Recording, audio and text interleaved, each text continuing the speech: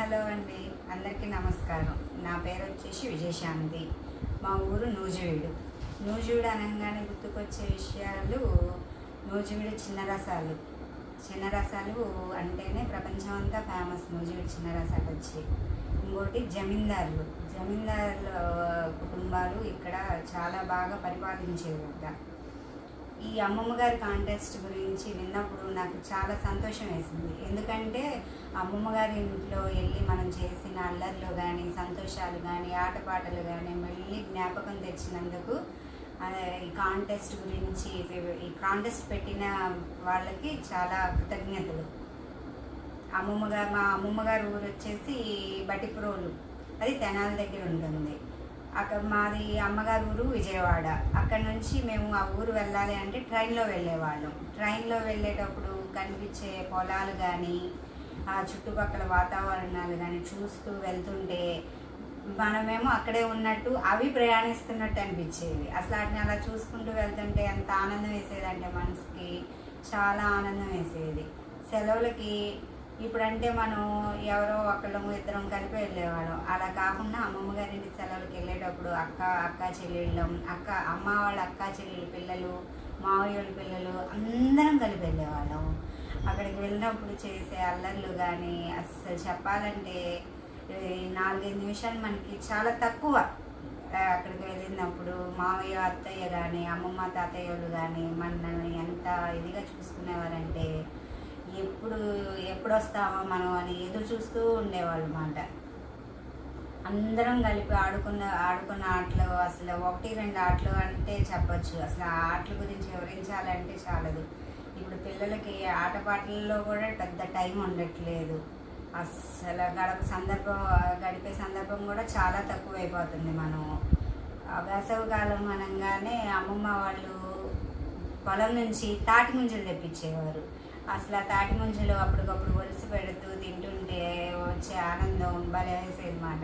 తర్వాత ఆ తాటి ముంజకి పడేసేవారు కాదు, దాంట్లో బండ్లు చేసి చిన్నపిల్లలు భలే ఆడుకునేవాళ్ళు అన్నమాట. అది చక్రాల ఆటలాగా. ఇంకోటి వచ్చి ఈత పళ్ళు ఉండేవి. అమ్మమ్మ గారి ఇంటి ముందు ఈత చెట్టు ఉండేది. దాన్ని అందరం కలిపి అవి పండేదాకా కూడా ఆగేవాళ్ళం కాదు. రాళ్ళు తీసుకుని వాటిని కొట్టి అవి కింద పడినవి ఏరుకుని తీసుకొచ్చి కడిగే సమయం కూడా ఇచ్చేవాళ్ళం కాదు అమ్మమ్మ వాళ్ళు. వాటిని దారిలోనే తినేస్తూ ఉండేవాళ్ళు. అప్పుడు చేసే అల్లర్లు అలాగ అంతకు మించే ఉండేవాళ్ళు. ఆటపాటలు అంటే అసలు 1-2 కాదు, ఎన్నంటే వచ్చేసి తొక్కుడు బిళ్ళని, చెమ్మ చెక్కలాటలని, అచ్చంగిళ్ళలు, ఒకటి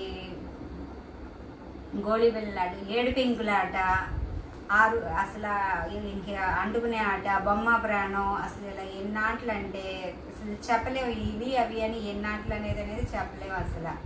ఇంకొకటి వచ్చి నా జడ వచ్చి చాలా పెద్దదండి. మా అమ్మమ్మ గారికి దొడ్లో మల్లెపూల చెట్టు ఉండేది.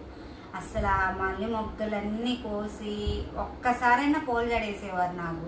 ఆ పూల జడ వేయించుకోనమ్మమ్మ, నాకు తలనొప్పి వస్తుంది, నేను వినేవారే కాదు. అసలు కూర్చోబెట్టి ఆ పూల జడ వేసి చూసుకుని ఎంత మురిసిపోయేవారంటే అస్సలు ఆ రోజు తీసేస్తానంటే తినిచ్చేవారు కదండి. ఇంకో రోజు ఉంచుకో అని 2వ రోజు కూడా ఉంచేవారు.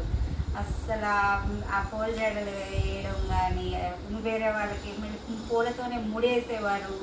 అలా రకరకాలుగా చేసేవాళ్ళు. పచ్చళ్ళు అని, అసలు ఆవకాయ పచ్చడి పట్టిన తర్వాత 3వ రోజు కలుపుతారు చూసారా, ఆ రోజు బేషన్లో అన్నం కలిపి పెడుతుంటే ఎంత అన్నమైనా సరిపోయేది కాదండి. అందరం చుట్టూతా చేరి ఇంకో ముద్ద అని అసలు ఎంత తినేవాళ్ళం లెక్క ఉండేది కాదన్నమాట. ఇంకొకటి గోరింటాకు, మాకు సిటీ విజయవాడ కదండి, అక్కడ గోరింటాకు పెద్దగా ఉండదని పనిమాల గోరింటాకు రుబ్బి ఉన్న అందరినీ లైన్గా కూర్చోబెట్టి మనవాళ్ళకి కూడా పెడతాననేది అమ్మమ్మ. వాళ్ళు మాకొద్దు, మేము పెట్టుకోము, ఆడపిల్లలకు పెట్టాలి కానీ మాకు పెడతారేంటి అనేవారు. ఇంకొకటి ఏంటంటే పడుకునేటప్పుడు ఆరు బయట కానీ డాబా మీద కానీ పక్కలేసి, డాబా మీద అయితే వరుసగా పక్కలేసి పడుకోబెట్టేవారండి. మామూలుగా దొడ్లో అయితే లైన్గా మంచాలు వేసి చక్కగా 10-12 మంచాలు వేసి లైన్గా అందరం కలిపి పడుకునేవాళ్ళం అన్నమాట. ఆకాశంలో ఆ నక్షత్రాలను చూసుకుంటూ అమ్మమ్మ చెప్పే కథలు వింటూ పడుకునేవారు. అమ్మమ్మ చెప్పే కథల్లో ఎంత నీతి కథలు చెప్పేవారంటే, స్నేహంగా ఎలా మెలగాలి, అక్క చెల్లెలు కొట్టుకోకూడదు, కలిపి ఉండాలి, ఇలాంటి అమ్మా నాన్నని గౌరవించాలి అనే కథలు అర్థమయ్యేటట్టుగా కథల రూపాయన చెప్పేవారండి అమ్మమ్మ. ఇప్పుడు పిల్లలకి అలా చెప్పడానికి మనకి టైం ఉండట్లేదు, వినే ఓపిక వాళ్ళ దగ్గర ఉండట్లేదు అస్సలే.